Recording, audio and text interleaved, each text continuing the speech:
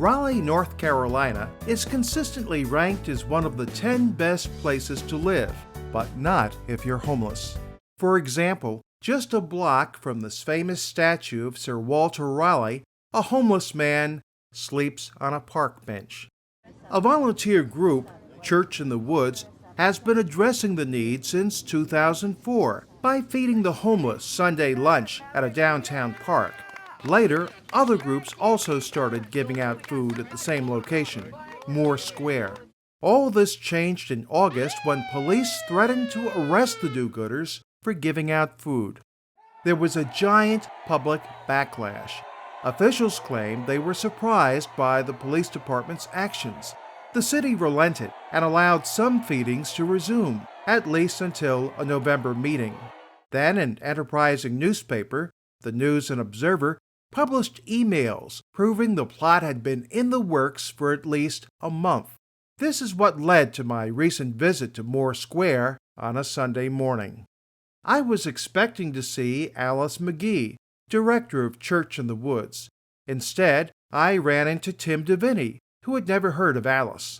Well, we got a pass from the city of Raleigh, and they're meeting with us and a number of other organizations to come up with a workable solution.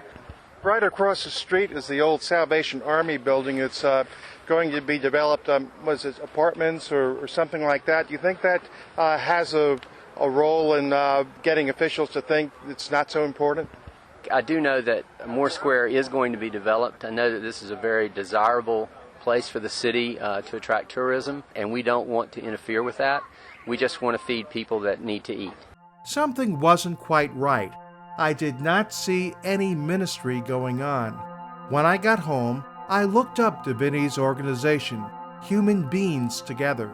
The group's website describes it as the local chapter of the Freedom from Religion Foundation, which includes atheists, agnostics, and other so-called free thought people.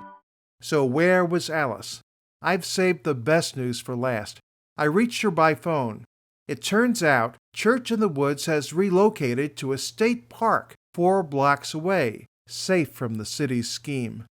Everything has turned into a tremendous blessing for us. How do you see this from a spiritual perspective? He just used it to open the doors, and I've been in the city. I've been praying and ministering and witnessing to all kinds of people in the city government that I would not have a chance to get into their things, and we've had developing wonderful relationships in the Lord. Wow. The revival among the homeless picked up speed.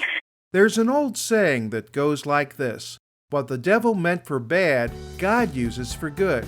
Sounds like that's what we've just seen here with Church in the Woods. This is Steve Eastman reporting.